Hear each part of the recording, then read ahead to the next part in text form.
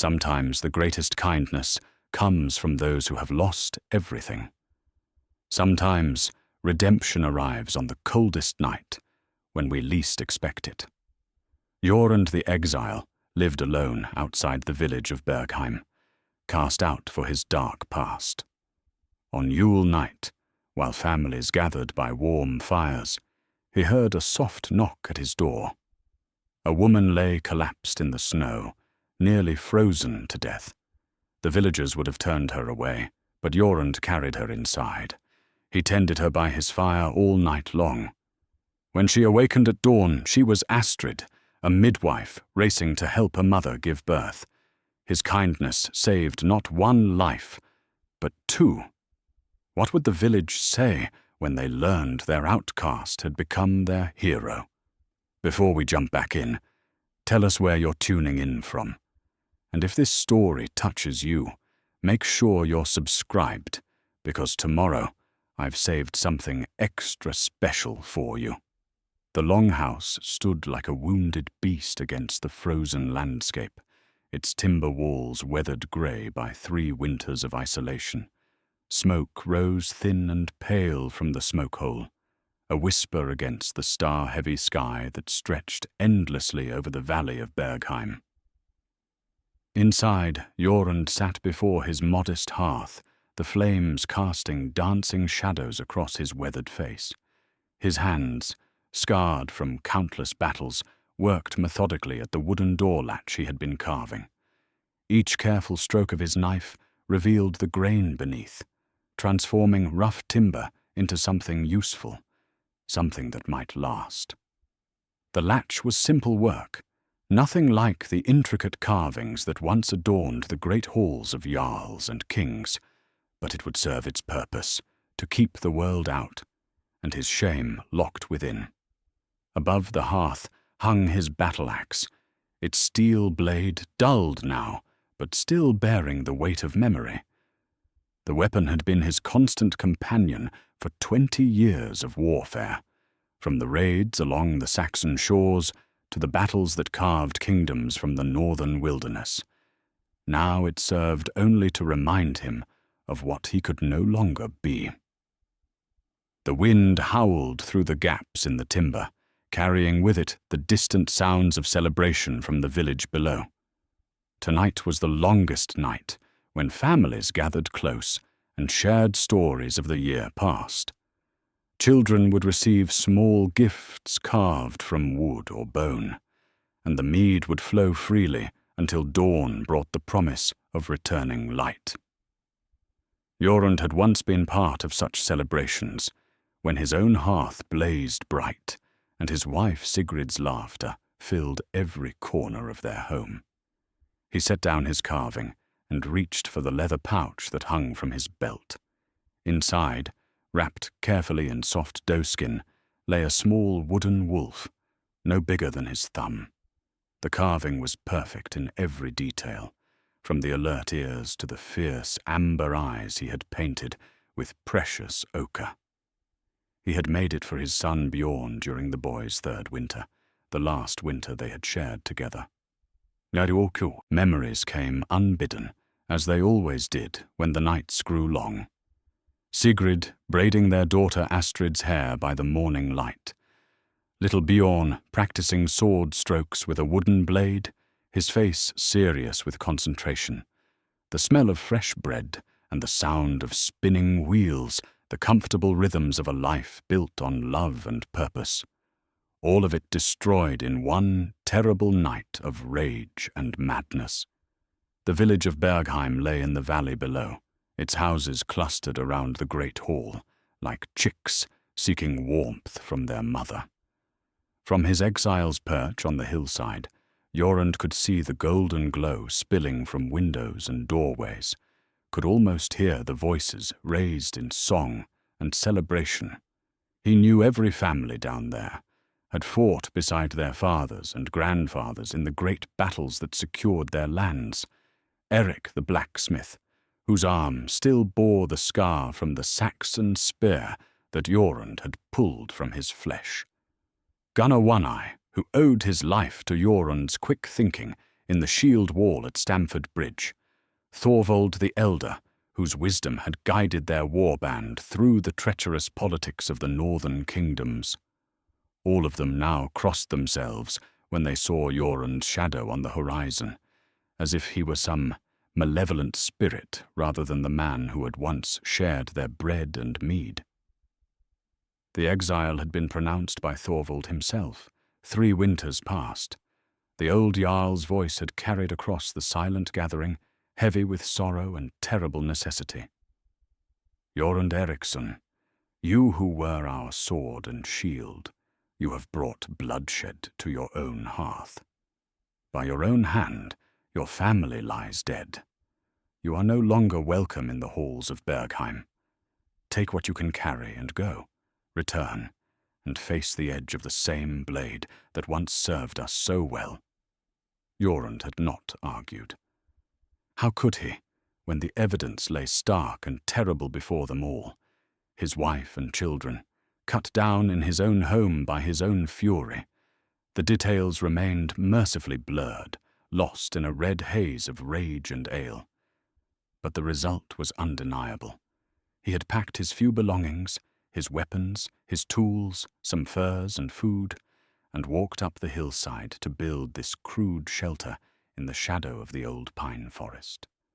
For 3 years he had lived as the dead live, without purpose, without hope, without the warmth of human companionship. He trapped rabbits and hunted deer when the herds came down from the high country. He traded pelts and carved goods to travellers from distant settlements, always in silence, always alone. In summer, he tended a small garden plot carved from the stubborn earth. In winter, he endured. The other outcasts and wanderers who sometimes passed through the valley gave his dwelling wide berth. Word travelled fast in the northern lands, and the tale of Jorund the Kinslayer had grown in the telling. Some said he had been cursed by the old gods, driven mad by visions of Ragnarok. Others whispered that he had made a pact with trolls and frost giants, trading his humanity for unnatural strength. The truth was far simpler and far worse. He was simply a man who had lost everything to his own weakness. Tonight, as every night, he had watched the sun disappear behind the western mountains and felt the familiar weight of solitude settle upon his shoulders like a burial shroud. He had eaten his simple meal of dried fish and hard bread, tended his fire, and taken up his carving. The routine never varied. Routine was all that kept the darkness at bay. The wind rose again, rattling the wooden shutters he had built to keep out the worst of winter's bite. Snow began to fall, fat flakes that caught the firelight and disappeared into the shadows beyond his small circle of warmth. He could hear wolves calling from the deep forest, their voices rising and falling like mournful songs. They, at least, understood solitude. He was reaching for another piece of firewood when he heard it, a sound so soft he almost missed it beneath the wind's howling. 3 gentle taps against his door, barely audible but unmistakably human. Jorund froze, his hand halfway to the woodpile. No one came to his door. No one had crossed his threshold since the day he built it. The tapping came again, weaker this time, like the flutter of a dying bird's wing against the timber. Jorund rose slowly, his warrior's instincts awakening after long dormancy. His hand moved instinctively toward the seax at his belt, then stopped. What threat could possibly seek him out on such a night? What enemy would announce themselves so gently? He moved to the door and pressed his ear against the rough wood. The wind made it difficult to hear, but there was definitely something, someone, on the other side. A faint sound that might have been breathing, or weeping, or both. His fingers found the simple wooden latch he had been carving, the one meant to keep the world at bay. For a moment he hesitated. 3 years of exile had taught him that solitude was safety, that opening his door to the world meant opening it to pain. But the sound came again, fainter now, desperate as a creature dying in the snow. Jorund lifted the latch and pulled open the door. The woman lay crumpled against his threshold like a broken doll, her dark hair plastered to her skull with ice and snow. Her lips had gone blue with cold, and her breath came in shallow gasps that sent small puffs of vapor into the bitter air. She wore the rough woolen cloak of a commoner, soaked through and frozen stiff. In the firelight that spilled from his doorway, he could see that she was young, perhaps 20 winters, with the kind of face that spoke of intelligence and kindness. She was also dying.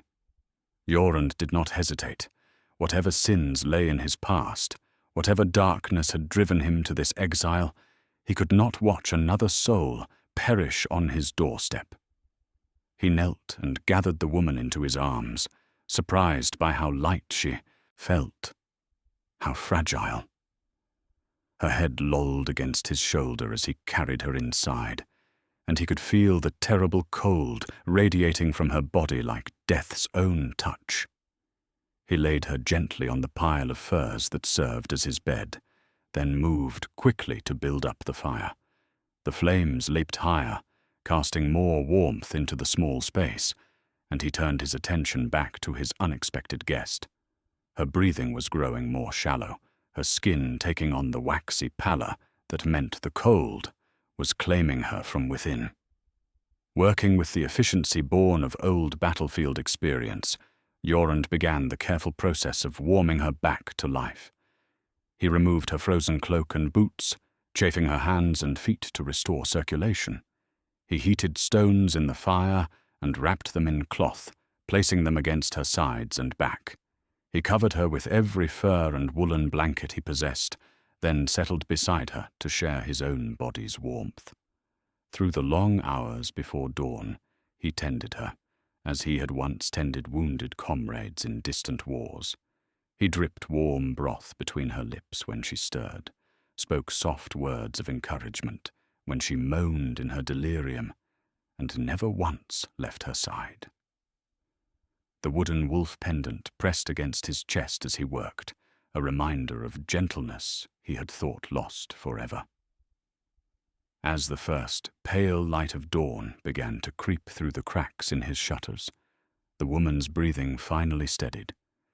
The deathly pallor faded from her cheeks, replaced by the healthy pink of returning life. Her eyes fluttered open, brown eyes, warm as summer earth, and focused slowly on his face. "You saved me," she whispered, her voice hoarse but steady. "Why?" The question hung in the air between them like smoke from the dying fire. Jorund studied the woman's face, searching for some sign of recognition, some hint that she knew who had pulled her from death's embrace. But her brown eyes held only gratitude and confusion, no trace of the fear that usually greeted him. "Because you needed help," he said simply, rising to add another log to the fire. The flames leaped higher, casting dancing shadows across the rough timber walls. "What is your name?" "Astrid," she said, struggling to sit up despite his gentle protests. "Astrid Thorsdottir. I am—" She paused, pressing a hand to her temple, as if gathering scattered thoughts. "I am a midwife from Bergheim, 2 valleys east. I was traveling to Bergheim when the storm caught me." The name struck Jorund like a physical blow. Astrid. His own daughter had borne that name, though she had lived only 7 winters before the madness took her. He turned away, busying himself with preparing a cup of warm broth from the pot that hung over the fire. "Bergheim is still half a day's walk," he said, his voice carefully neutral. "What brings a midwife so far in winter?" Astrid accepted the cup with trembling hands, inhaling the steam gratefully before taking a careful sip. "A woman named Gudrun. Her 3rd child comes early, and there were complications with her last birth. Her husband rode to Bergheim 3 days ago, begging for my help. He said the village midwife died of fever last autumn, and there was no one else." She paused, her eyes growing distant with memory. I have delivered over 100 babes in my time. I have guided mothers through the worst of labors, saved children who came too soon or turned wrong in the womb. But I have never turned away from a call for help, no matter the distance or danger. From the leather pouch at her side, she withdrew a small bundle wrapped in oiled cloth. Inside lay an assortment of herbs, dried willow bark for pain, shepherd's purse to slow bleeding, raspberry leaves to ease the birthing. There were other things too, a small bronze knife with symbols etched along its blade, a set of smooth stones worn black with age, and a silver amulet shaped like a crescent moon. My grandmother's tools, Astrid explained, noticing his interest. She was the finest midwife in 3 kingdoms, and her grandmother before her. This knowledge has passed from mother to daughter for more generations than memory holds. She lifted the silver amulet, and Jorund saw that it bore tiny runic inscriptions along its curved edge. This birth charm has blessed more than 1,000 safe deliveries. It has never failed when worn with pure intent and skillful hands. Jorund stared at the small collection of implements, so different from the weapons of war that had filled his own life. Where his axe brought death, these tools brought life. Where his hands had learned to destroy, hers had learned to heal and nurture. "The storm," he said. "How long were you lost?" "I left Bergheim yesterday morning. The path through the high pass was clear then, but by midday the wind had risen and snow began to fall. I thought I could push through, reach Bergheim before the worst of it struck." She shook her head, frustration clear in her voice. "Pride and foolishness. I should have turned back when the first flakes began." "But you did not." "No, I could not. Every hour I delayed meant more danger for mother and child. So I pressed on, even when the path disappeared beneath the snow, even when I could no longer feel my hands or feet." Her voice dropped to barely above a whisper. "I do not remember falling. I remember the cold and the darkness, and then your fire." Jorund moved to the small window he had cut in the eastern wall and peered through the gap in his shutters. The storm had passed in the night, leaving the world buried beneath a blanket of pristine snow that sparkled like scattered jewels in the morning sun. The air was still and bitter cold, but clear. "The woman, Gudrun," he said without turning. "How long can she wait?" "Not long. Her husband said the pains had already begun when he rode for help. If her labor has progressed normally, the child should come today or tomorrow at the latest." Astrid's voice carried a note of desperate urgency. "But if there are complications, if the babe is positioned wrong or the cord wrapped around its neck—" She did not finish the thought. She did not need to. Jorund had seen death in many forms during his years of war, but there was something particularly cruel about a life lost before it had truly begun. "You cannot travel yet," he said, turning back to face her. "The cold nearly claimed you. Another few minutes in that storm and—" "I have to try." Astrid struggled to stand, swaying on unsteady legs. "Whatever the risk to myself, I cannot let them die for want of trying." The words hit him with unexpected force. Here was someone willing to risk everything, to face death itself, for the chance to save strangers. When had he last shown such courage? When had he last put another's need above his own comfort or safety? The memory came unbidden. His son Bjorn, fevered and crying through a long winter night. Jorund had held the boy close, whispering stories and songs until the fever broke with the dawn. He had been a protector then, a father willing to give anything for his child's welfare. But that man seemed like a stranger now, lost in the red haze of that terrible night 3 winters past.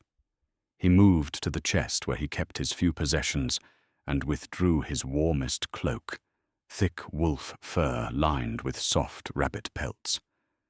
If you are determined to go, then you will need this, and proper boots, and food for the journey.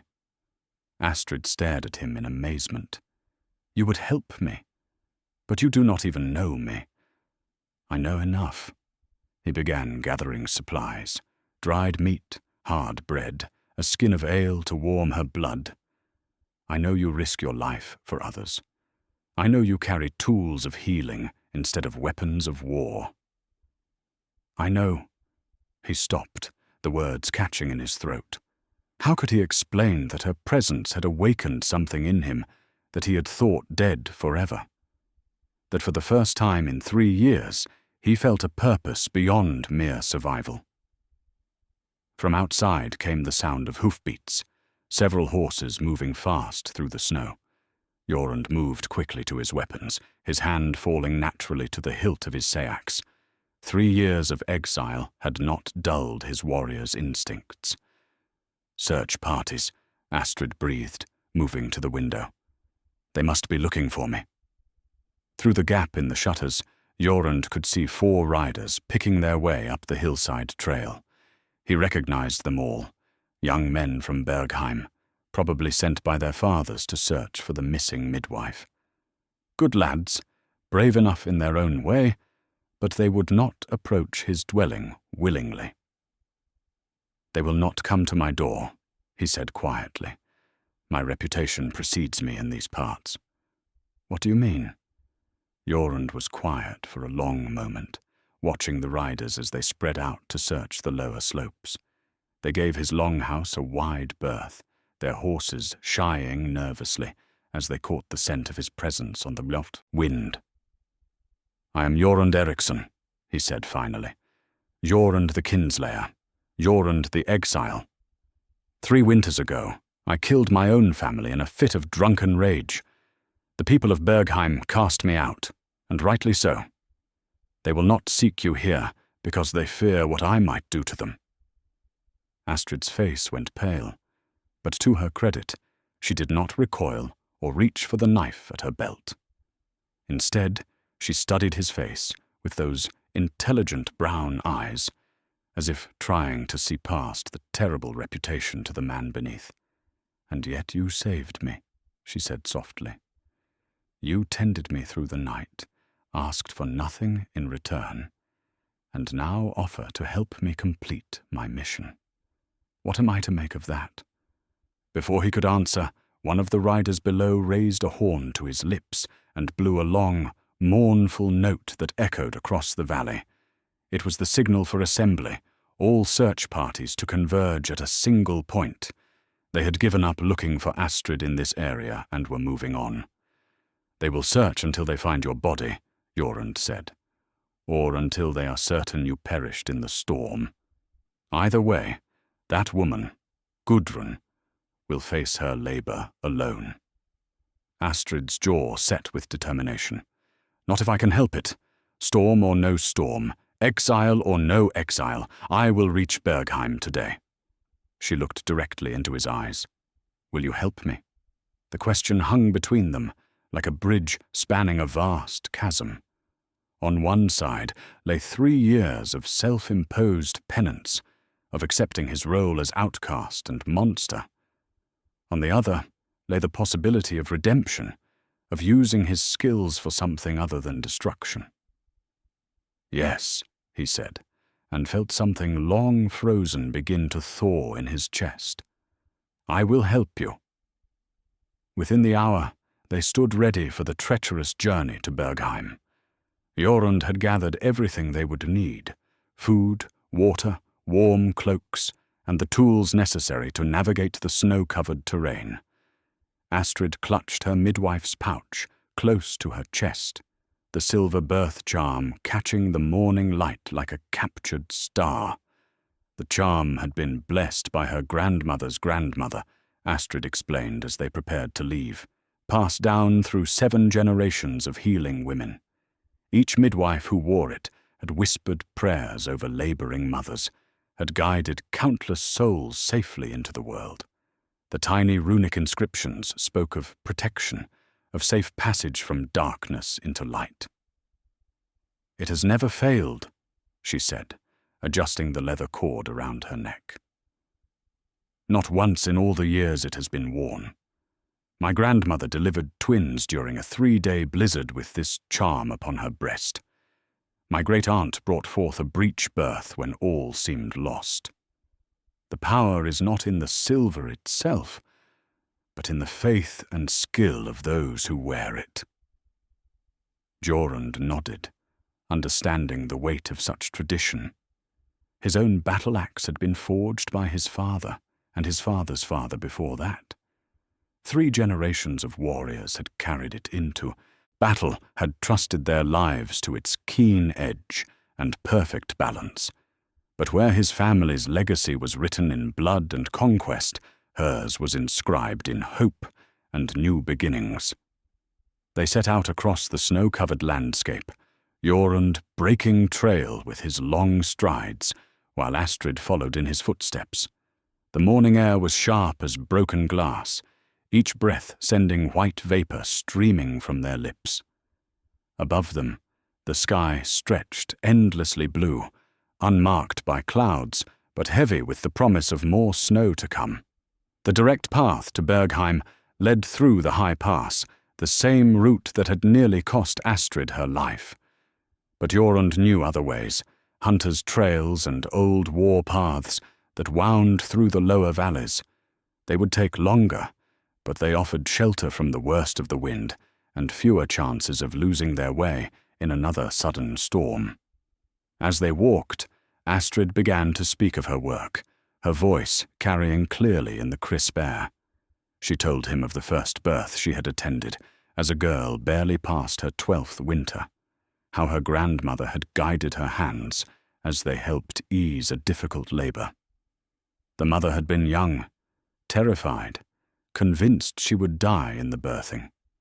But Astrid had held her hand and spoken gentle words while her grandmother worked, and when the babe finally came, healthy and strong, the new mother had wept with joy and gratitude.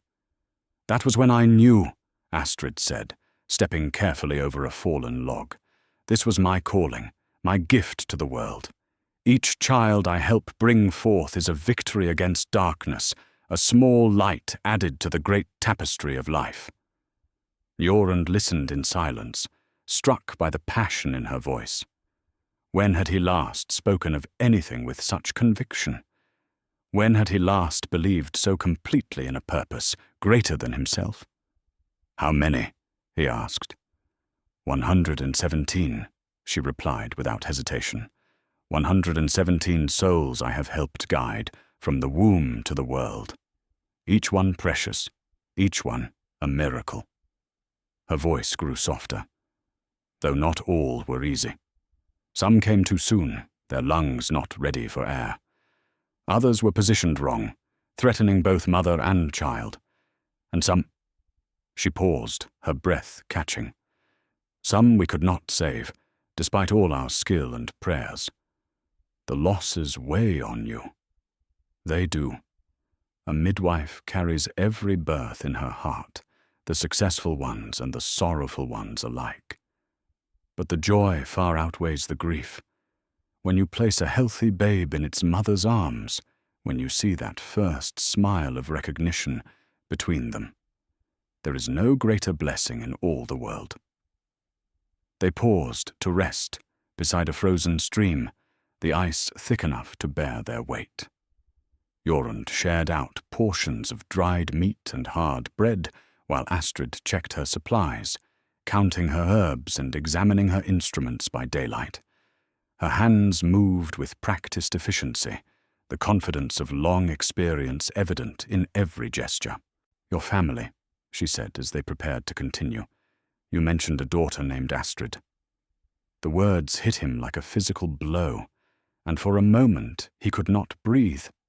The memory rose unbidden, his daughter's laughter echoing through their home, her small hands helping Sigrid with the day's chores, her excited chatter about the stories he told by the fire each evening. "She would have been your age now," he said quietly. "Perhaps a little younger. She had her mother's eyes and her grandmother's stubborn streak." He managed a sad smile. "She wanted to be a shield maiden when she grew up, like the warrior queens in the old tales. I was teaching her to use a wooden sword." "What happened to her?" The question hung in the cold air between them. Jorund had never spoken of that night to anyone, had carried the burden of it alone for 3 long years. But something in Astrid's gentle manner, in her midwife's way of listening without judgment, made the words come easier than he had expected. "Ale," he said simply. "Too much ale and too much anger. I had returned from a failed raid, bitter and empty-handed. The jarls we served had made poor choices, led us into a trap where good men died for nothing. I came home looking for comfort and found only the ordinary troubles of daily life. Crying children, a leaking roof, a wife worn thin with worry." He paused, gathering strength to continue. "I should have held my tongue, should have remembered that my family deserved better than my rage. Instead, I drank, and the drinking made the anger worse. I do not remember all of it, but I remember enough. I remember the fear in their eyes. I remember the blood." Astrid said nothing, but her hand found his arm in a gesture of wordless comfort. The touch was light, fleeting, but it carried more healing than all the words in the world. "The worst of it," Jorund continued, "is that I do not know if it was my hand that struck the killing blows, or if they died trying to stop me from destroying our home. The men who found us the next morning said it looked like a battle had been fought inside our house. Furniture smashed, blood everywhere, and my family lying still among the wreckage. And you have carried this guilt alone ever since. It is my burden to bear. I chose the drink, chose the anger over restraint. Whatever else happened that night, the responsibility is mine." They resumed walking, following a game trail that wound between snow-laden pines. The silence between them was comfortable now, the silence of shared understanding rather than awkward distance. Astrid seemed to sense that he had said all he could for the moment, that the wound was still too raw for further probing. As they climbed a small ridge, Jorund caught sight of smoke rising in the distance, the cook-fires of Bergheim, still several hours away, but visible now through the clear mountain air. The sight filled him with an unexpected mixture of longing and dread. How long had it been since he had seen his old home? How long since he had walked among people who knew him, not as an exile, but as the man he had once been? "We will reach Bergheim before nightfall," he said, pointing toward the distant smoke. "Good. Every hour brings new danger for mother and child." Astrid quickened her pace, renewed urgency in her movements. "Tell me about the people there. Will they accept my help, even knowing I travel in the company of an exile?" Jorund considered the question carefully. "They will welcome a midwife, especially one with your obvious skill. As for my presence," he shrugged, "they will tolerate it if it means saving lives. The people of Bergheim are hard, but they are not cruel. They understand necessity when they see it. And after? When the birth is finished? Then I will leave as I always do. And you will continue your work, as you always have." But even as he spoke the words, Jorund wondered if it would truly be that simple. Something had changed in the space of a single morning, some fundamental shift in the way he saw himself and his place in the world. For the first time in 3 years, he was walking toward people rather than away from them. For the first time since that terrible night, he had a purpose beyond mere survival. The silver charm at Astrid's throat caught the light again as she moved, and Jorund found himself thinking not of the lives he had taken, but of the lives they might yet save together. The storm clouds gathered with frightening speed, rolling down from the high peaks like a grey avalanche. What had begun as a clear winter morning was rapidly transforming into something far more dangerous. The wind picked up, sending snow devils dancing across their path and cutting through even their warmest furs with icy fingers. Astrid stumbled, catching herself against Jorund's arm, as a particularly vicious gust nearly knocked her from her feet. Her face had grown pale again, and he could see that the morning's exertion was taking its toll on her still weakened body. The woman who had nearly frozen to death mere hours ago had no business attempting such a journey, but her determination burned brighter than common sense. "We need shelter," Jorund said, raising his voice above the rising wind. "There is an old settlement ahead, abandoned since the plague years, but the buildings still stand." "How much farther to Bergheim?"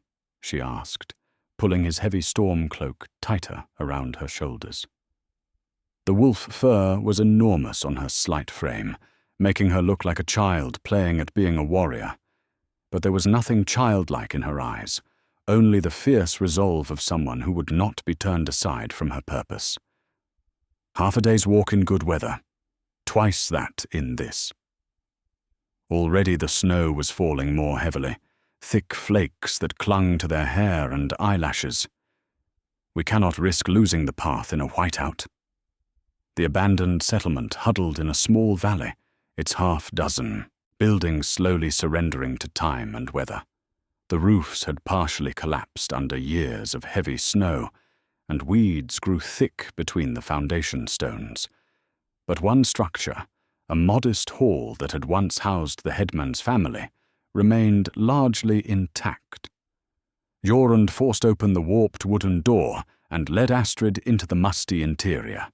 Shafts of grey light filtered through gaps in the timber walls, illuminating a space that had once been warm with human life and laughter. Now only silence and shadows remained, broken only by the whisper of wind through the damaged roof. "It will serve," he said, moving to clear debris from the old fire pit. "There is still kindling here, and the chimney draws well enough." Soon he had a small fire crackling in the ancient hearth, its warmth beginning to push back the bone-deep cold that had settled over them during their flight from the storm. Astrid sank gratefully onto a pile of furs he had arranged near the flames, her breathing still laboured from their hurried journey.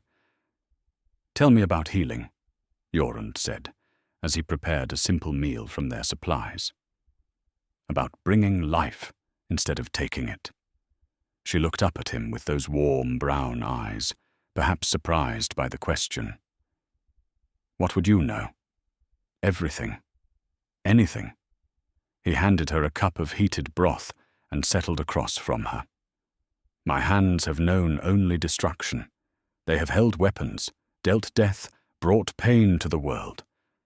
But yours creates something precious."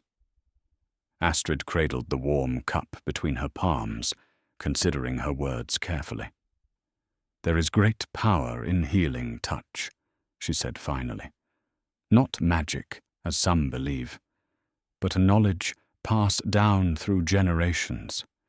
The understanding of how bodies work, how they can be mended when broken." She withdrew one of the smooth black stones from her midwife's pouch, holding it up to catch the firelight. "These birthing stones have been in my family for longer than memory. They are heated in the fire and used to ease the pain of labour, placed upon the lower back where the worst cramping occurs. Simple but effective. And the herbs? Each serves a purpose. Willow bark reduces fever and eases pain. Raspberry leaves strengthen the womb for labour. Shepherd's purse slows bleeding when the afterbirth comes. My grandmother taught me to read the signs, how a woman holds herself when the pains begin, what the colour of her waters tells us about the babe's condition, when to intervene and when to simply wait." Jorund listened intently, fascinated by this world so different from his own. You spoke of losses. How do you bear it when your skills are not enough? The same way a warrior bears the death of a comrade, she replied softly. You grieve, you learn what you can from the experience, and you continue fighting, because for every life lost, there are dozens saved. For every mother who does not survive, there are countless others who hold their children close because someone was there to help them through the darkness. Outside, the storm raged with increasing fury. Snow piled against the windows, and the wind howled through the gaps in the timber like the voices of angry spirits. But inside their small shelter, warmth and quiet conversation held the darkness at bay. "Show me," Jorund said suddenly. "What?" "Show me how healing hands work. Not the birthing. I understand that is women's knowledge. But the other things. How to tend wounds. How to ease pain." He held up his scarred hands. "These have caused so much harm. Perhaps they could learn to do good instead." Astrid studied his face for a long moment, then nodded slowly. "Give me your hand." He extended his right hand, and she took it gently in both of hers. Her fingers traced the old scars, sword cuts from battle, burn marks from forge work, the countless small injuries that marked a warrior's life. "Feel how I touch you," she said, her voice taking on the tone of an instructor. Firm enough to convey confidence, gentle enough not to cause fear. A healer's hands must speak before her voice does. They must say, "You are safe, you are cared for, you will survive this." Her touch was indeed different from anything he had known. Where his hands had learned to grip weapons and strike blows, hers had learned to comfort and restore. She showed him how to feel for the pulse of blood beneath the skin, how to recognize the heat of fever or the cold of shock. Simple things, but profound in their gentleness. "The herbs help," she continued, still holding his hand, "but the touch matters more. A laboring woman needs to know she is not alone, that skilled hands are there to guide her through the ordeal. Fear makes pain worse, while trust and comfort can ease even the most difficult birth. And if things go wrong? If the babe is positioned badly or the cord wrapped around its neck, then the midwife must act swiftly and without hesitation. Sometimes we must reach inside to turn the child, or cut the cord before it strangles. Sometimes we must choose between mother and babe." Her voice grew heavy with old sorrow. "Those are the hardest decisions, the ones that haunt the darkest nights." Jorund felt something shift inside his chest as she spoke, a loosening of the tight knots of guilt and self-hatred that had bound him for 3 years. Here was someone who understood the weight of life and death choices, who carried the responsibility for others' survival with grace rather than crushing despair. "You said the charm has never failed," he said, nodding toward the silver amulet at her throat. "Not once. But its power comes not from magic, but from the faith and skill of those who wear it.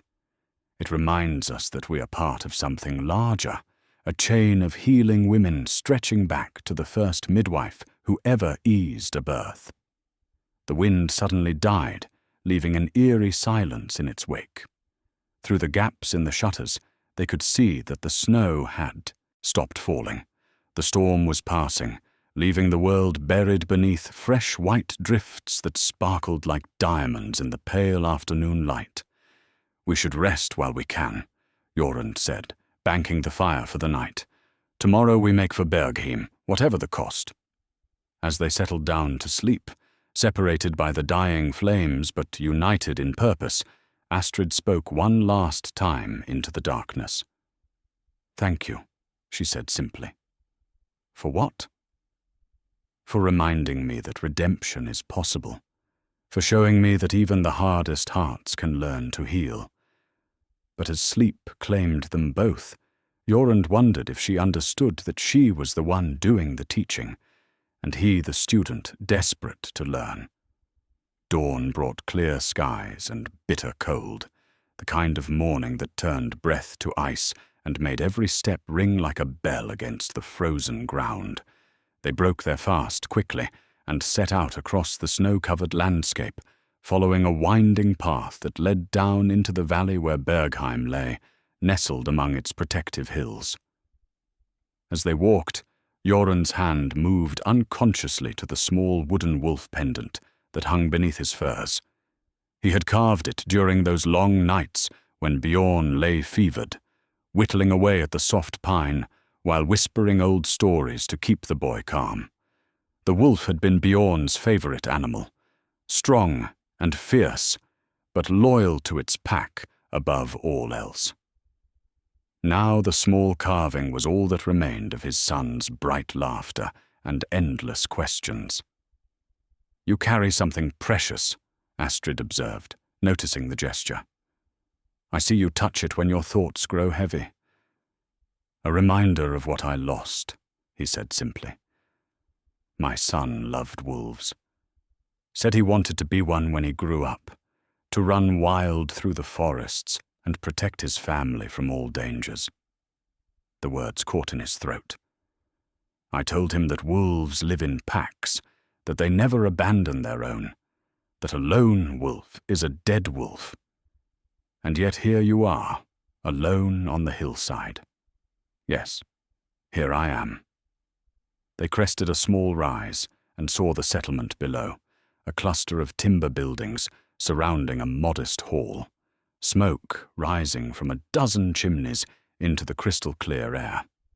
Even from a distance, they could see people moving about their morning tasks, tending animals and drawing water from the well. It looked peaceful, prosperous, the kind of community that had weathered generations of hardship through cooperation and mutual support. But as they drew closer, Jorund could feel the change in the air. Children playing in the snow suddenly fell silent and scurried toward their mothers. Men working in the yards straightened and reached instinctively for tools that could serve as weapons. Word was spreading through the settlement like ripples in a pond. Jorund the Exile was approaching. "They fear you," Astrid said, her voice carefully neutral. "They have good reason to. I am a man who killed his own family. What greater monster could there be?" The first person to approach them was Eric the blacksmith, a broad-shouldered man whose left arm bore the white scar of an old wound. He had been at Jorund's side in 3 major battles, had shared bread and ale at the same table, had stood as witness when Jorund married Sigrid. Now he held a hammer in his good hand and regarded his former friend with wary eyes. "Jorund," Eric said, his voice carrying across the cold air, "you are not welcome here. The Jarl's decree still stands." "I know," Jorund replied calmly, "but the woman has need of your help. She is Astrid Thor's daughter, a midwife from Bergheim. Gudrun requires her services." Eric's eyes shifted to Astrid, taking in her exhausted state and the professional pouch at her side. Recognition dawned slowly. "The midwife? Olaf rode hard to find you 3 days past. We feared you were lost in the storm." "Nearly was." Astrid stepped forward, her voice carrying the authority of her calling. "This man saved my life when I collapsed at his door. Without his help, I would be frozen corpse in a snowbank, and Gudrun would face her labor alone."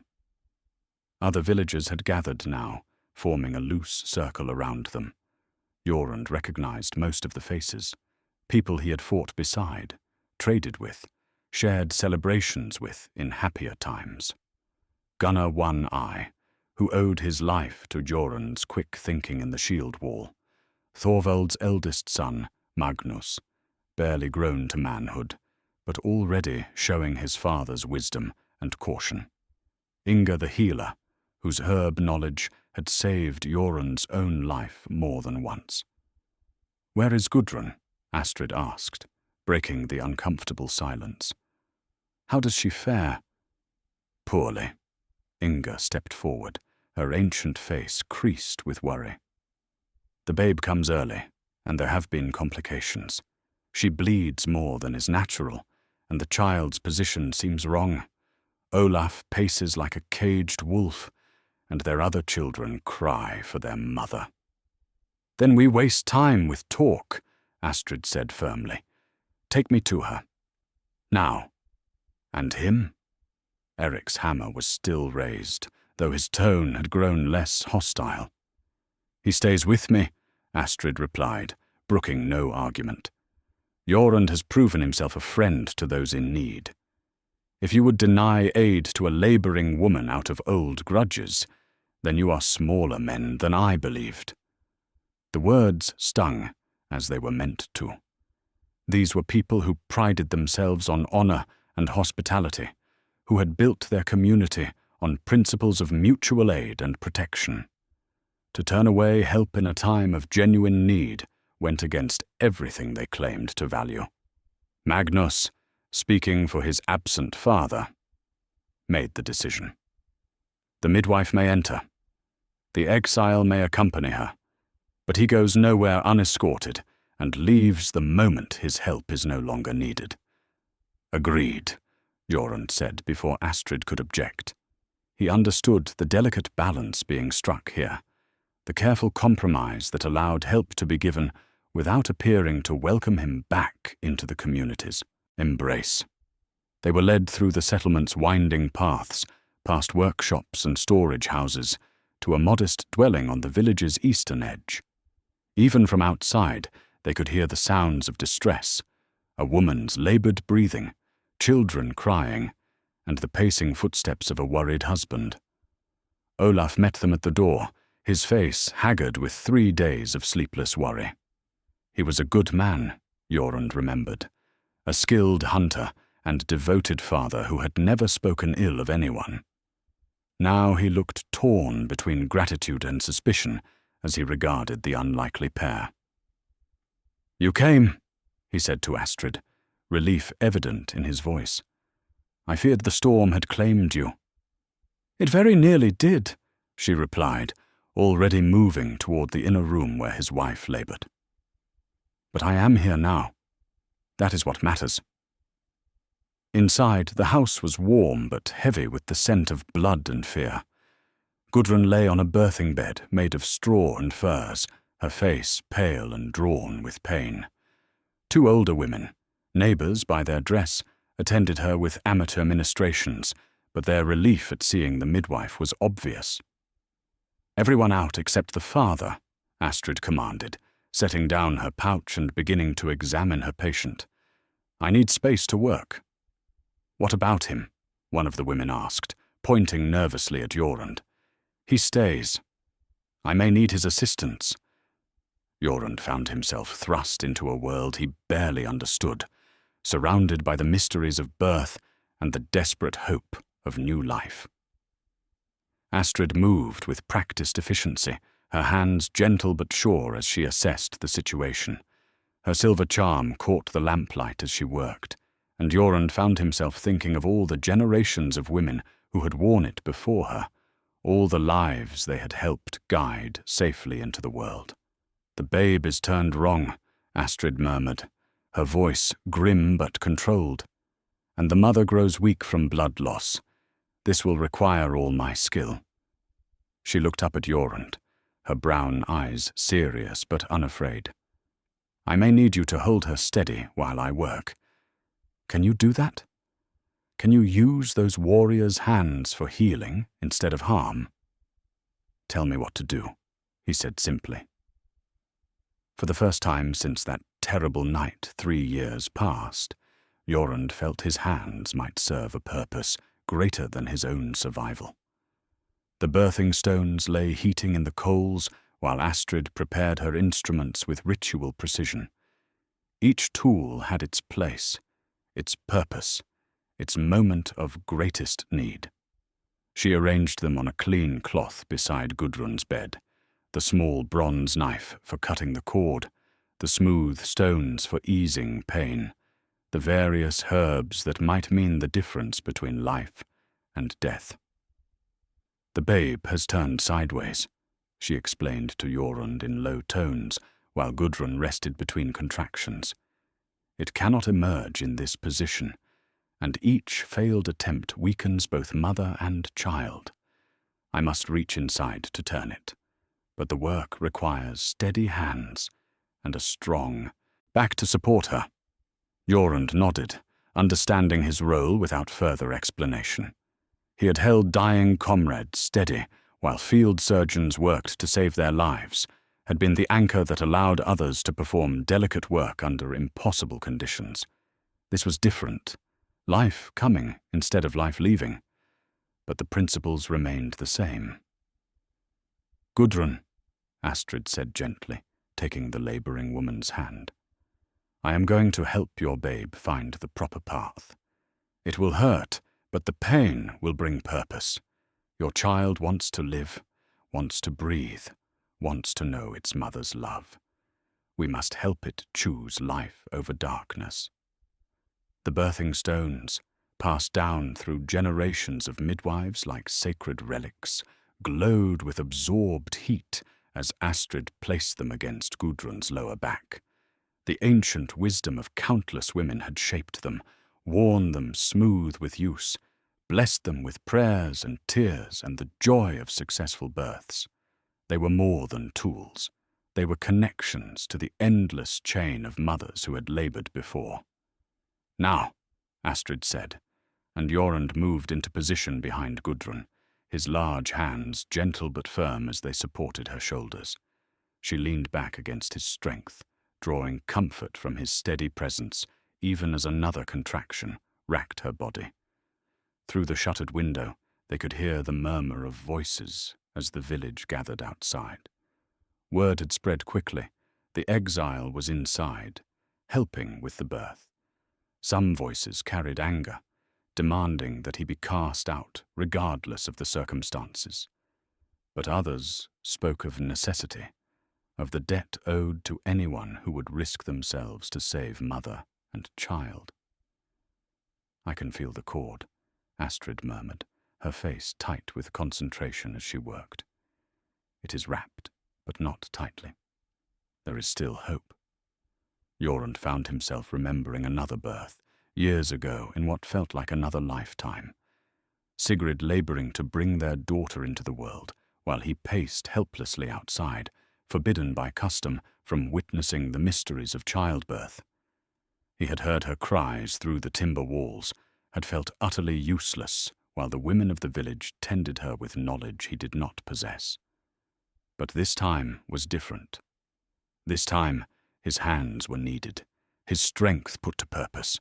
He could feel Gudrun's trembling through his palms, could sense the enormous effort required to bring new life into being. It was like battle, he realized, a fight against impossible odds, where surrender meant death, and victory required everything a person could give. "The head is coming," Astrid said, her voice tight with controlled excitement. "I have the cord clear. Hold her steady.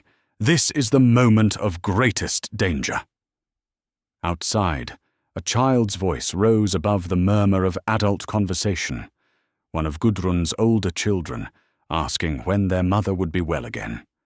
The innocent question carried clearly through the thin walls, reminding everyone present what was at stake. This was not just about one woman's survival, but about keeping a family whole, ensuring that children didn't grow up motherless, as Jorund's own had died.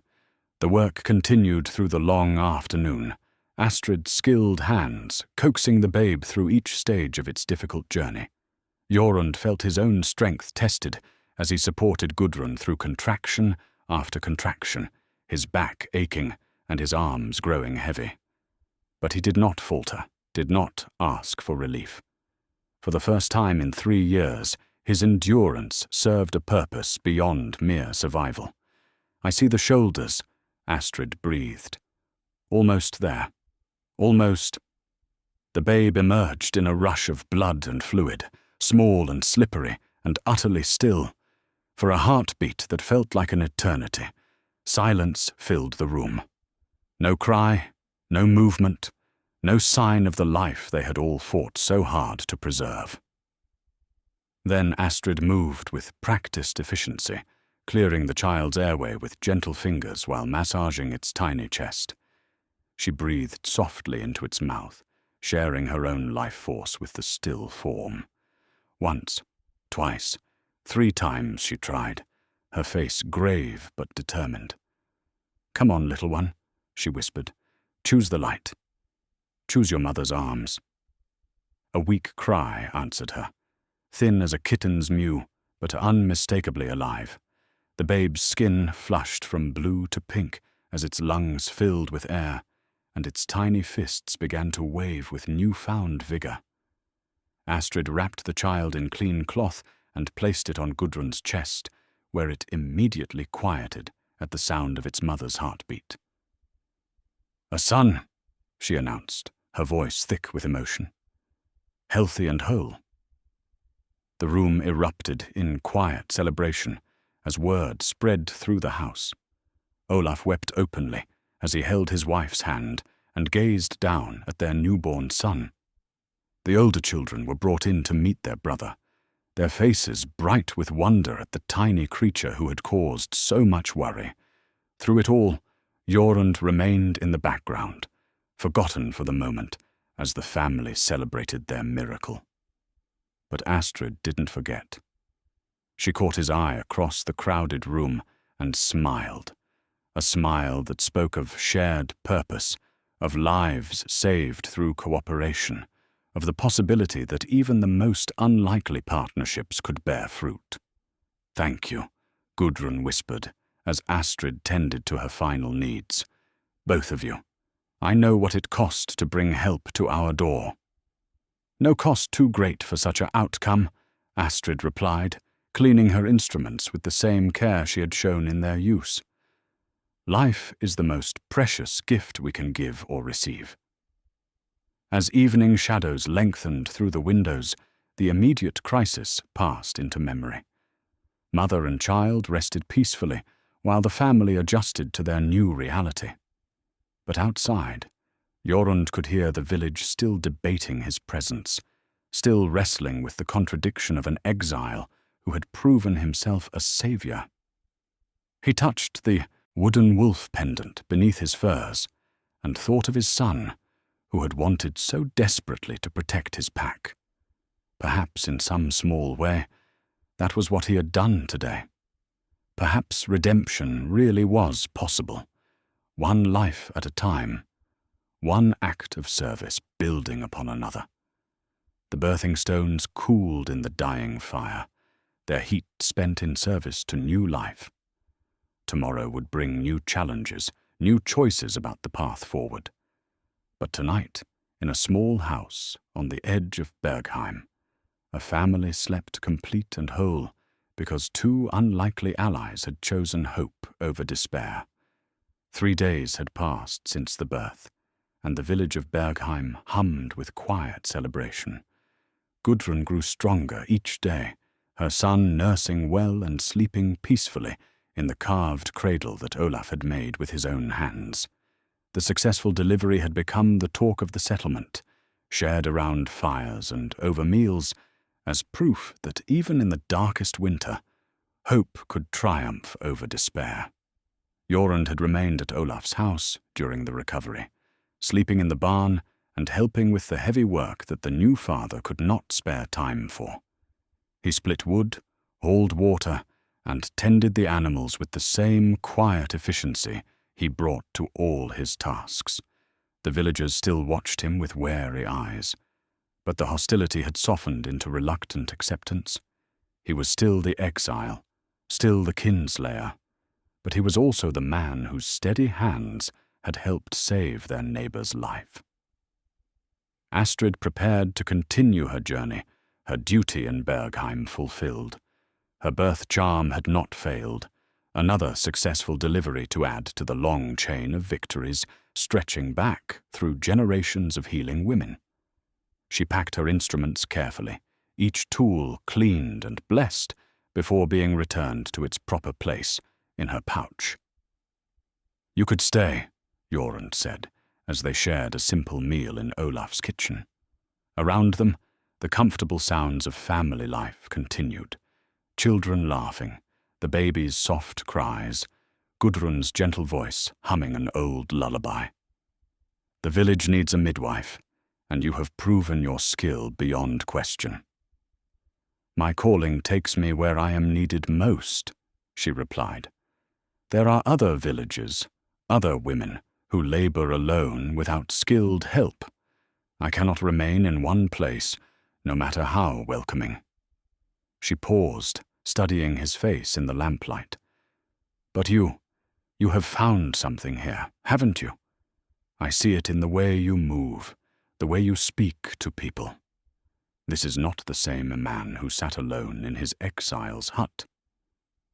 Before he could answer, a commotion arose outside, the sound of horses and raised voices. Through the window, they could see torches moving through the settlement's winding paths, casting dancing shadows against the timber walls. Someone was arriving, and with urgent purpose by the sound of it. Olaf appeared in the doorway, his face grave with concern. "Riders from the eastern settlements," he said. "They bring troubling news. Thorvald has called for assembly in the Great Hall." The Great Hall of Bergheim stood at the settlement's heart, its timber walls dark with age and smoke from countless fires.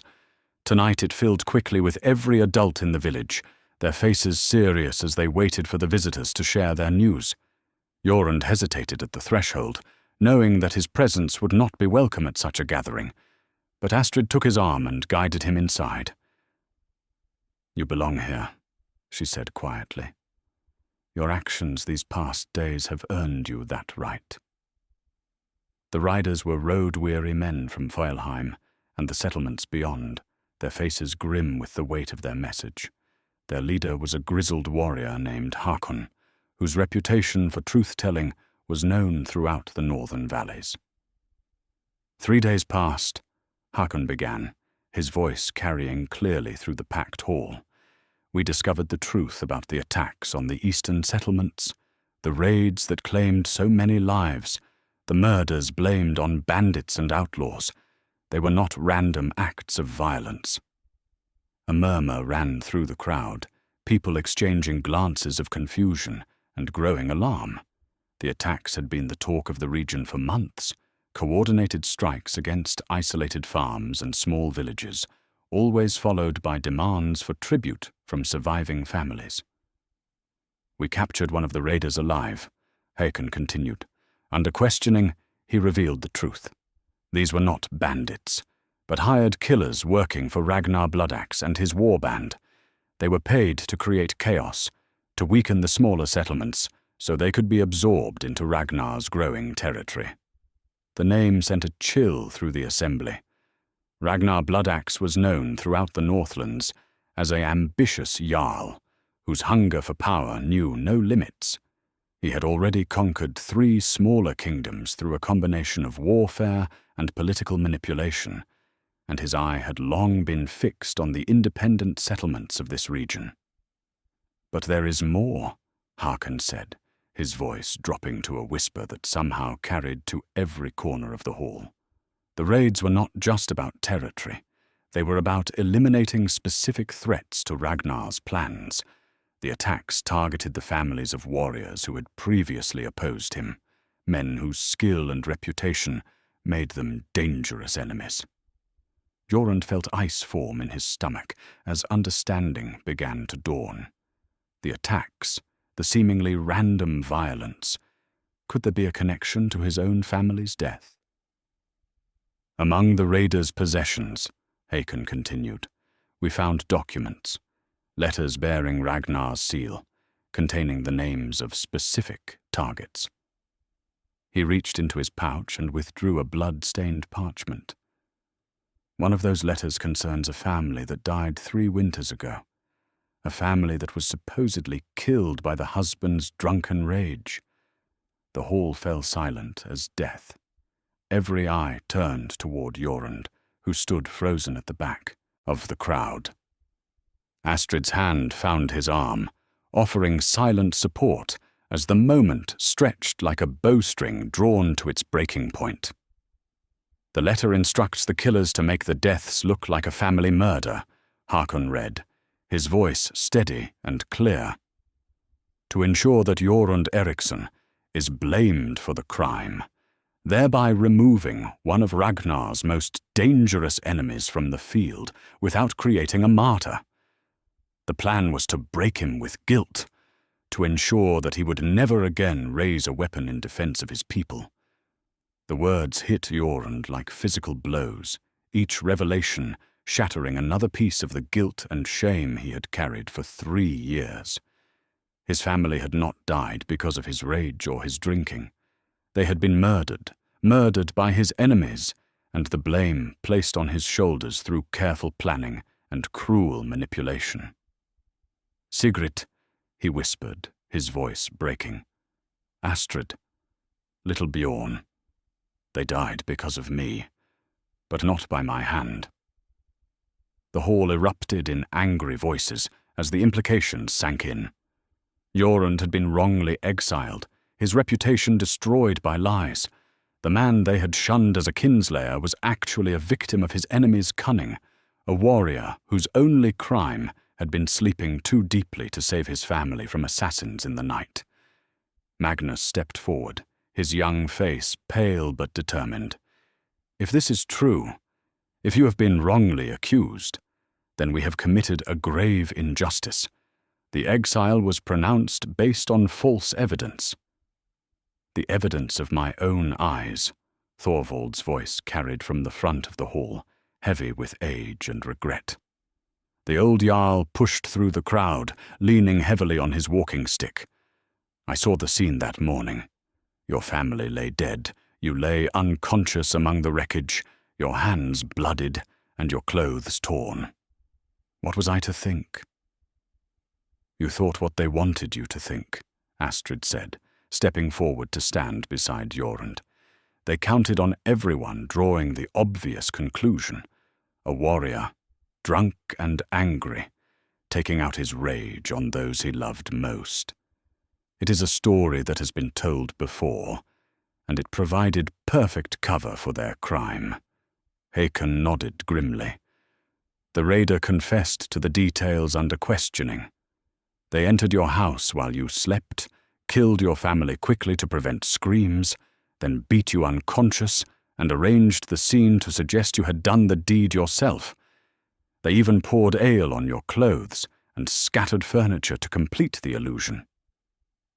Jorund sank to his knees as the weight of 3 years' guilt lifted from his shoulders.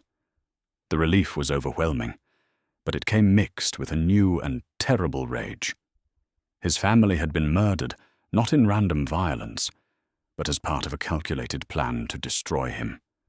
They had died because of who he was, what he represented as a threat to Ragnar's ambitions.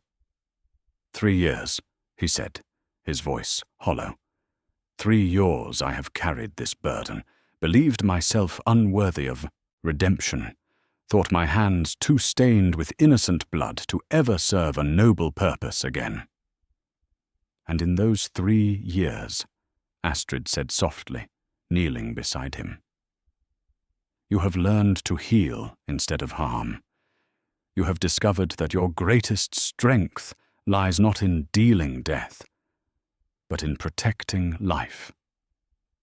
Perhaps that is redemption enough. She reached into a pouch and withdrew something wrapped in soft cloth, a small object that caught the firelight as she uncovered it. It was a silver pendant, similar to her birth charm, but bearing different markings. The runes spoke of justice, of wrongs made right, of truth emerging from darkness. This belonged to my grandmother's sister, she said, placing it in his hands. She was a midwife too, but also something more, a seeker of justice for those who had been wronged.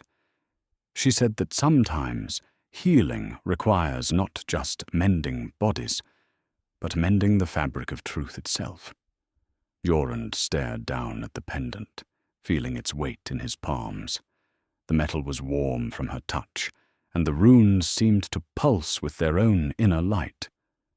For 3 years he had believed himself a monster, unworthy of human companionship or divine forgiveness. Now he learned that his greatest sin had been sleeping too soundly to save his family from their true killers. "What do I do now?" he asked, looking up at the faces gathered around him. "How do I live with this knowledge?" "You live," Magnus said firmly. "You live, and you help us prepare for what is coming. Because if Ragnar was willing to murder innocents to eliminate you as a threat, he has not forgotten about our valley. The danger has only grown in your absence." Through the hall's windows, they could see the first pale light of dawn creeping across the sky. A new day was beginning, and with it came the possibility of a future Jorund had never dared to imagine. The exile was over, the false guilt lifted, but the real work, the work of justice and protection, was just beginning. Word spread through the interconnected settlements like wildfire carried on winter winds. Riders galloped along snow-covered paths, bearing news that would reshape the understanding of 3 years past. Jorund the Kinslayer was innocent. Jorund the Exile had been wrongly condemned. The man they had shunned as a monster was revealed as a victim of his enemy's cunning, and that knowledge carried implications that reached far beyond one man's reputation. In the great hall of Bergheim, the community feast bowl sat at the center of the high table, a massive wooden vessel carved from a single oak trunk, its surface polished smooth by generations of shared meals. It had witnessed countless gatherings where important decisions were made, where the settlement's future was debated and determined. Tonight, it would hold the most significant discussion in the village's memory. Representatives from 6 neighboring settlements had arrived within days of Hakon's revelation. They came not as casual visitors, but as leaders facing a common threat. The truth about Jorund's family opened terrible questions about their own security, their own vulnerability to Ragnar Bloodaxe's expanding ambitions. Astrid remained in Bergheim as these events unfolded, her planned departure postponed by circumstances none had foreseen. She found herself serving as more than a midwife. Her status as an outsider, combined with her obvious integrity, made her a neutral voice in discussions that grew more heated with each passing hour. "Ragnar has been planning this for years," declared Olaf Redhair, Jarl of the settlement 3 valleys north. He was a younger man than most of the leaders, but his reputation for clear thinking had earned respect throughout the region. The raids, the pressure on trade routes, the subtle spreading of discord between our communities, all of it designed to weaken us individually, so we cannot stand together. Thorvald nodded slowly, his aged face creased with regret and growing determination. And we played into his hands perfectly. By exiling Jorund, we removed our finest military mind from the field. By believing his lies, we gave him exactly what he wanted: a fractured leadership, a legendary warrior broken by guilt and shame. "The question now," said Gunnar One-Eye, leaning forward across the feast bowl, "is whether we can undo the damage. Whether Jorund can become again what he once was, our sword and shield against those who would destroy us." All eyes turned to where Jorund sat at the table's far end, his weathered hands wrapped around a cup of ale he had barely touched. The past week had aged him more than the previous 3 years combined. Learning the truth about his family's death had lifted the crushing weight of guilt from his shoulders, but it had also awakened a cold rage that burned deeper than any flame. "You speak of me as if I were a weapon to be drawn from its sheath," he said quietly. "But I am not the man I was before. 3 years of exile change a person. teach hard lessons about the cost of violence and the value of simple mercy. Which makes you stronger, not weaker, Astrid interjected, her voice carrying clearly through the hall. The man who helped me save Gudrun's child, who used his warrior's strength to bring life instead of death. That man is more dangerous to Ragnar than any berserker drunk on glory and rage. Magnus, speaking for his aged father, placed both hands flat on the table. Ragnar's scouts have been seen in our territory. His warband grows larger each month as he absorbs the fighters of conquered settlements. If we wait for him to move first, we will face him on his terms, at his chosen time and place. And if we move against him? Jorund asked. What then? Do we become raiders ourselves, striking at his holdings in the dark like cowards? Do we abandon the principles that separate us from men like him? The debate continued deep into the night, voices rising and falling around the feast bowl like waves against a rocky shore. Some argued for immediate action, a coordinated strike against Ragnar's main stronghold before he could consolidate his gains. Others counseled patience, suggesting that defensive preparations might be enough to deter an attack on their scattered settlements. But Jorund found his thoughts drifting beyond tactics and strategy to deeper questions of justice and purpose. For 3 years he had believed himself irredeemably stained by innocent blood, unworthy of wielding a weapon in any cause. Now he learned that his family's killers still walked free, that the man who ordered their deaths grew stronger with each passing season. The rage that burned in his chest demanded satisfaction, but the man he had become during his exile urged caution and careful planning. In the quiet moments between speeches, he found his hand moving to the silver pendant that Astrid had given him. The justice charm seemed to pulse with warmth against his palm, reminding him that some wrongs demanded redress, regardless of personal cost. His family deserved better than unavenged deaths, and the communities that had sheltered his exile deserved protection from the predator circling their borders. "There is another way," he said finally, his voice cutting through the debate like a blade through silk. The hall fell silent, all attention focused on the man they had once cast out. Ragnar's strength lies in his ability to strike from the shadows, to create chaos without revealing his hand. But what if we forced him into the light?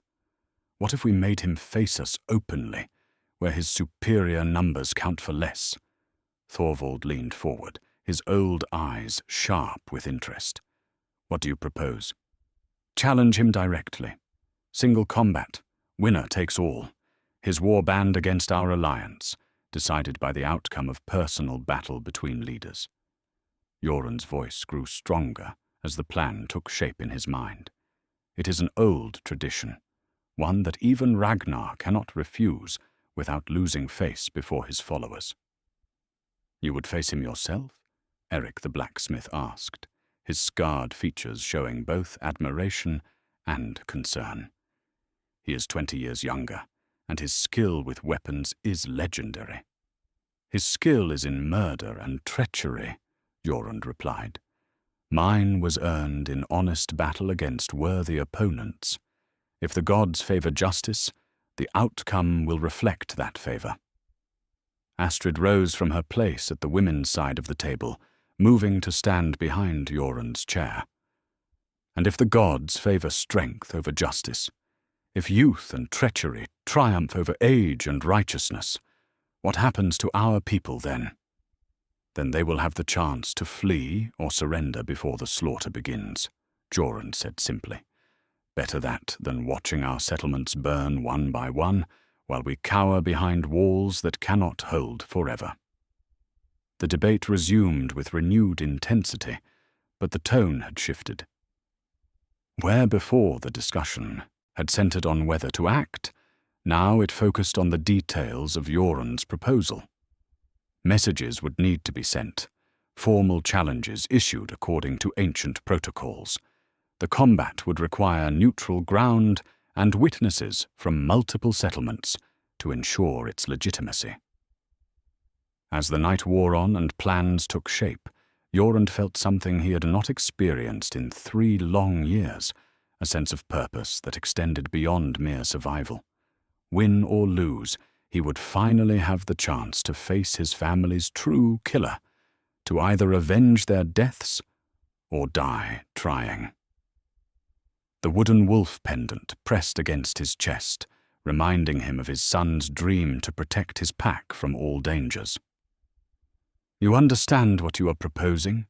Astrid asked, as the formal assembly began to break up, leaders departing to carry word back to their own settlements. "This is not just about personal vengeance. If you fall, everyone who believes in you falls with you." "I understand," he replied, gazing into the feast bowl's polished depths as if seeking guidance from his ancestors.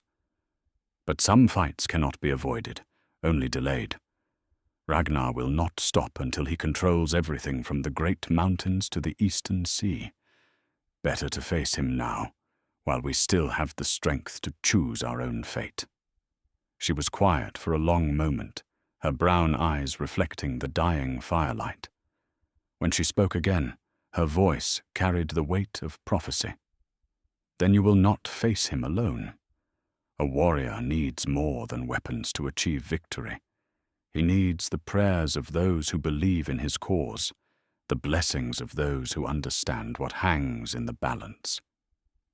From her pouch, she withdrew another item wrapped in soft cloth, the birth charm that had never failed, the silver amulet that had blessed more than 1,000 safe deliveries.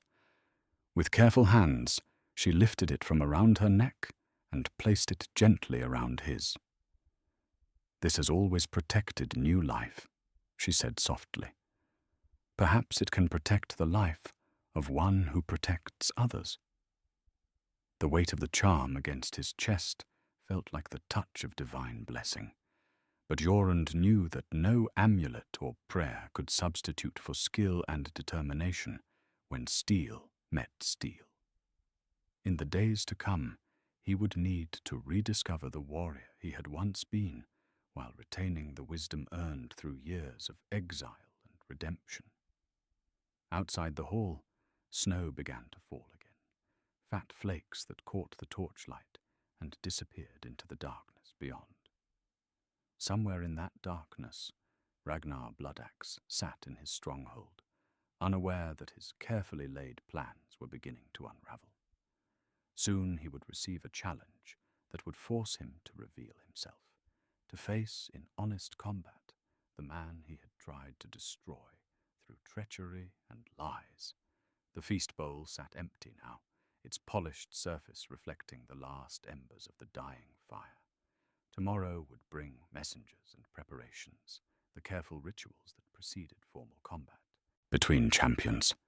But tonight, in the quiet aftermath of momentous decisions, Jorund touched both charms that hung around his neck and thought of all those who would be watching when he finally met his family's killer face to face. The time for hiding in the shadows was over. The time for justice had finally come. The judgment stone stood ancient and immovable at the heart of Bergheim's central square, its granite surface worn smooth by countless ceremonies spanning generations beyond memory. Carved runes spiraled around its circumference, symbols of justice, community will, and the sacred weight of collective decision. Today, it would witness something unprecedented, the formal acceptance of a challenge that would determine the fate of 7 settlements. Ragnar Bloodaxe had arrived at dawn with a war band 50 strong, their shields gleaming and their weapons sharp as winter's bite. His acceptance of Jorund's challenge had surprised no one. His pride would never allow him to refuse such a direct confrontation, especially when witnesses from across the northern valleys had gathered to observe the outcome. The challenger himself cut an imposing figure as he dismounted near the judgment stone, tall and broad-shouldered, with the confident bearing of a man who had never known defeat, Ragnar wore his reputation like armor. His famous battle-axe hung at his side, its blade decorated with silver inlays that caught the pale morning light. Everything about him spoke of dominance, of a predator who had claimed his territory through strength and cunning. "So," he said, his voice carrying clearly across the assembled crowd, "the famous Jorund Eriksson finally emerges from hiding. 3 years cowering in exile have not improved your appearance, old man." Jorund stood beside the ancient stone, his own weapons plain but well-maintained, his bearing calm despite the magnitude of what lay ahead. The years had indeed marked him. His hair showed more grey, his face carried deeper lines, but his eyes burned with a clarity that had been absent during the dark years of self-imposed guilt. "I was not hiding," he replied evenly. "I was learning the difference between strength and brutality. Learning that a true warrior protects the innocent rather than preying upon them." Around them, representatives from 8 settlements formed a circle of witnesses, their faces grave with the understanding of what this combat would decide. Among them stood Astrid, her midwife's pouch at her side, and her brown eyes fixed on the man who wore her birth charm against his heart. The silver amulet caught the light as he moved, a reminder that this fight was about more than personal vengeance. Magnus stepped forward to speak the ancient words that would make the challenge binding. By the old laws and the will of the assembled communities, single combat is declared between Ragnar, called Bloodaxe, and Jorund, called Eriksson. The victor claims leadership of all settlements, the protection of all peoples, the judgment of all disputes. Let the gods decide where justice lies.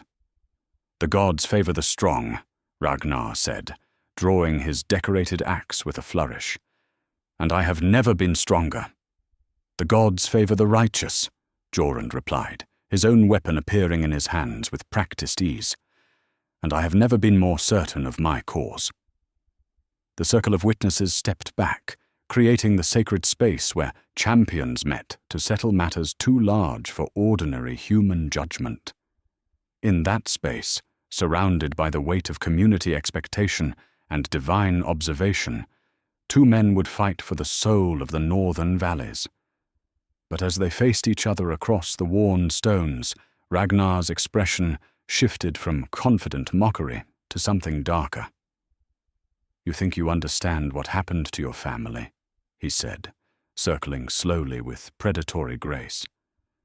"You think the truth makes you righteous, but you know nothing of the larger game, nothing of the forces that move in shadow while simple men like you play at honor." "I know enough," Jorund replied, adjusting his grip on the axe handle. "I know you murdered innocents to serve your ambition. I know you destroyed a family to eliminate a threat to your plans. That is all I need to know." "Your wife screamed when she saw us coming," Ragnar continued, his voice dropping to a whisper that somehow carried to every ear. "She tried to wake you, tried to make you fight for them. But you slept on, drunk and useless, while we did what needed to be done." The words hit like physical blows, each one designed to shatter Jorund's composure and drive him into the kind of berserker rage that would make him careless. For a moment, the old guilt rose like bile in his throat, the memory of waking to find his world destroyed, of believing himself responsible for the carnage. But then he felt the weight of the birth charm against his chest, remembered the gentle trust in Astrid's eyes as she placed it around his neck. This was not about his guilt or innocence anymore. This was about ensuring that no other family would suffer as his had suffered, that no other children would grow up fatherless because of one man's unchecked ambition. "You're right," he said quietly, raising his axe to the ready position. "I was not there when they needed me most." but I am here, now." The first clash of steel rang out across the square, like a bell tolling the hour of judgment. The welcome fire blazed at the center of the square, its flames reaching toward the pale winter sky like prayers made manifest. Around it, the circle of witnesses held their breath as two champions danced the ancient dance of combat, steel ringing against steel in the rhythm of life and death. Ragnar fought with the fluid grace of a natural killer, his decorated axe weaving patterns of destruction through the cold air. Each blow was calculated to maim rather than kill cleanly, designed to prolong suffering, while demonstrating his superiority to the watching crowd. This was not merely combat, it was performance, a display of dominance meant to break the spirit of those who would oppose him. But Jorund had learned patience during his years of exile, had discovered that true strength lay not in overwhelming force, but in endurance and wisdom. He gave ground when necessary, absorbed punishment when he could not avoid it, and waited for the moments when Ragnar's arrogance created openings that skill could exploit. "You fight like an old man," Ragnar taunted, pressing his attack with renewed fury.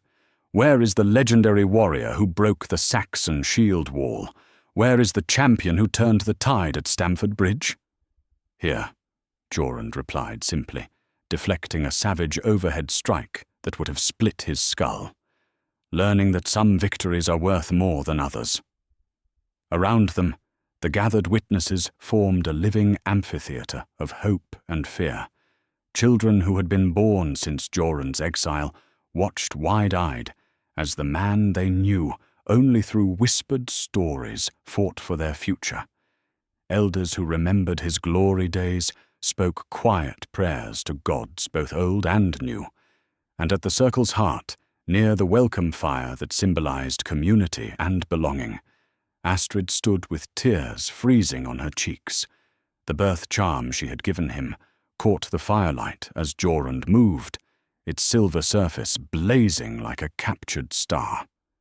It had protected new life for 7 generations, had blessed more than 1,000 safe deliveries through its accumulated power of faith and hope. Now it rode against the heart of a man fighting to protect the lives of all who looked to him for salvation. Ragnar's next attack came faster than thought, his axe splitting the air where Jorund's head had been a heartbeat before.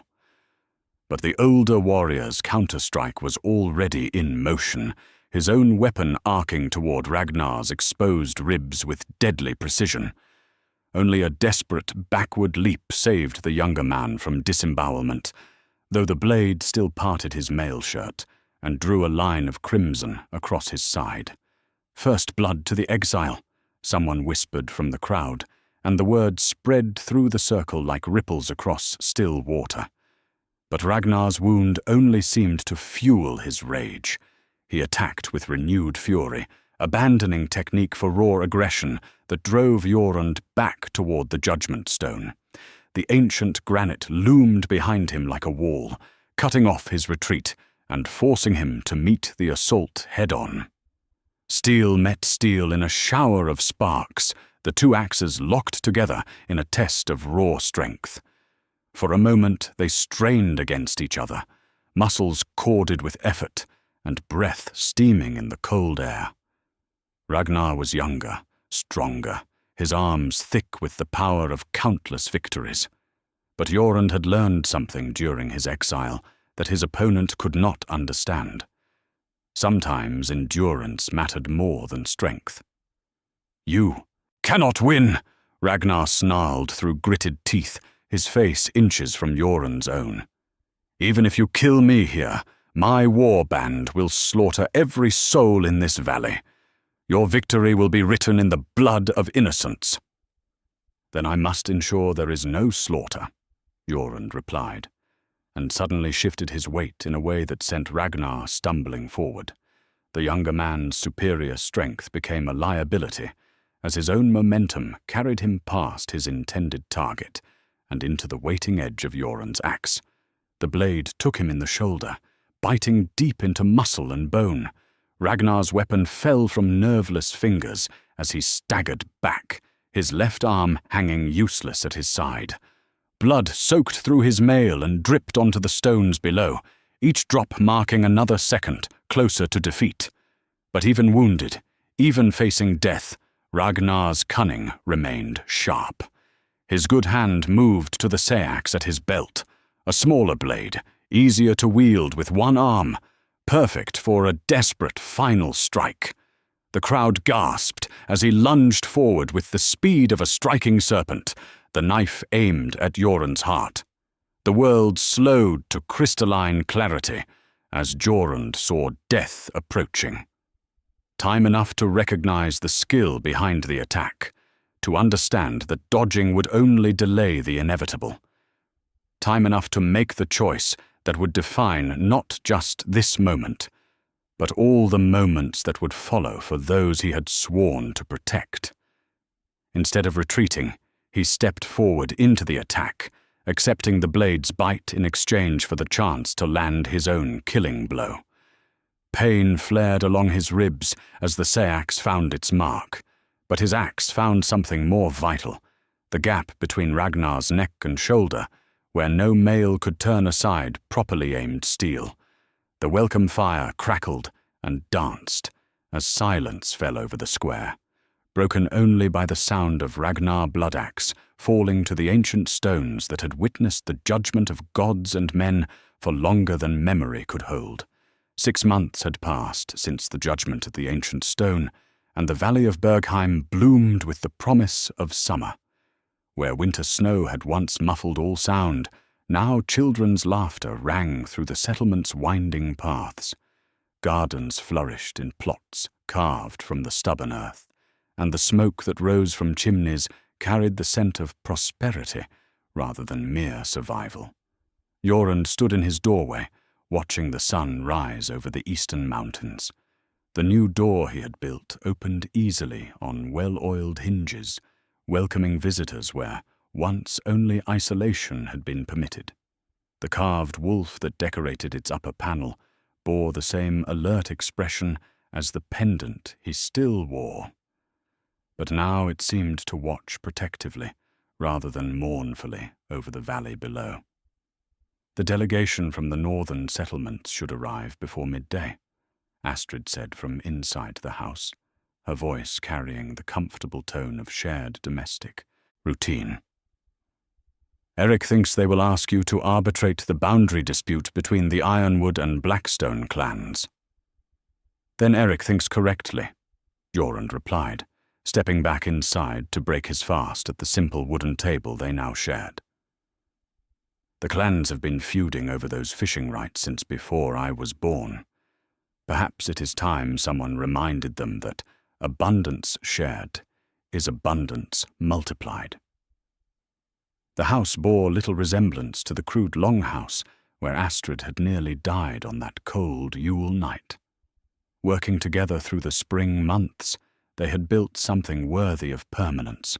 Rooms for healing work, a proper kitchen, sleeping chambers that spoke of hope for the future, rather than mere endurance of the present.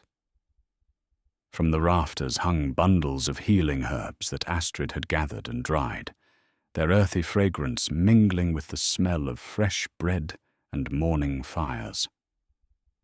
Her midwife's tools occupied a place of honor in their own carved chest, ready to serve any who had need of her skills.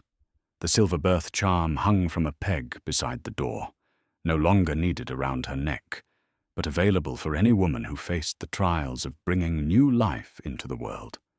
3 more requests came yesterday, she said, sharing out portions of porridge sweetened with honey and dried berries. A difficult pregnancy in Westford, twins expected in Redhaven, and, she smiled, Gudrun thinks she may be with child again. Jorund returned her smile, remembering the night that had changed everything. The desperate woman at his door, the choice to help rather than hide, the first steps on a path that had led from exile to acceptance, and finally to a purpose larger than his own pain. "We should visit them before the delegation arrives," he said. "It has been too long since we saw young Eric, and Gudrun will want to show off how much he has grown."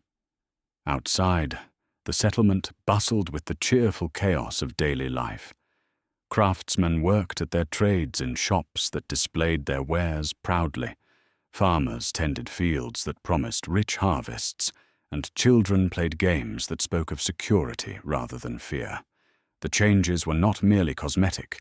Ragnar's defeat had broken the network of threats that had kept the region in constant tension, allowing trade and cooperation to flourish where suspicion had once ruled. But perhaps the greatest change was in Jorund himself. Where once he had moved through the world like a man carrying an invisible weight, now his steps were light with purpose.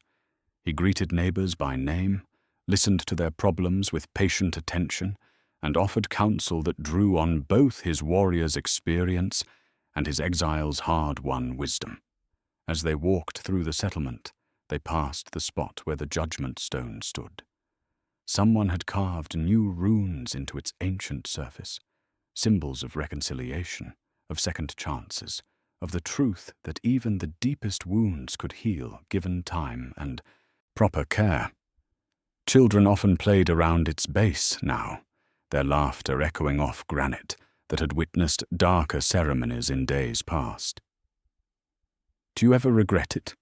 Astrid asked as they paused beside the stone. "The life you might have had if none of this had happened? The years lost to false guilt and unnecessary exile?" Jorund considered the question carefully, his hand moving unconsciously to touch the carved wolf at his throat. "I regret the deaths that should never have occurred, the pain that could have been prevented. But the exile itself—" He shook his head slowly. "Without those years in the wilderness, I would never have learned that my greatest strength lay not in dealing death, but in protecting life. I would never have understood that redemption is not a destination, but a daily choice." They continued their walk to Olaf's house, where they found Gudrun nursing young Eric in the garden, while her older children played nearby. The baby had grown strong and healthy in the months since his dramatic birth, his eyes bright with intelligence, and his laughter a constant source of joy to his family. "The midwife and her champion," Gudrun said with a warm smile, rising to embrace them both. "How good to see you again. Eric, show them how you can hold your head up now." The baby gurgled happily as his mother displayed his new accomplishment, his tiny fists waving with enthusiasm. Jorund found himself remembering another child, another time when his own son had achieved such milestones under the proud gaze of doting parents. The memory brought sadness, but no longer the crushing guilt that had defined his exile years. "He grows strong," Astrid observed, running gentle fingers through the baby's downy hair. "Like his parents, he chooses life over fear." As the sun climbed toward its zenith, they prepared to return for the arrival of the northern delegation. But first, Jorund performed one small ritual that had become routine over the months since his return. He touched both charms that hung around his neck, the wooden wolf carved for a son who would never grow to manhood, and the silver pendant that spoke of justice finally served. "For those who came before," he whispered as he did each morning, "and for those who are yet to come." The new door of their home stood open as they returned, ready to welcome whatever visitors might arrive seeking counsel, healing, or simply the comfort of knowing that redemption was possible for any who had the courage to choose it.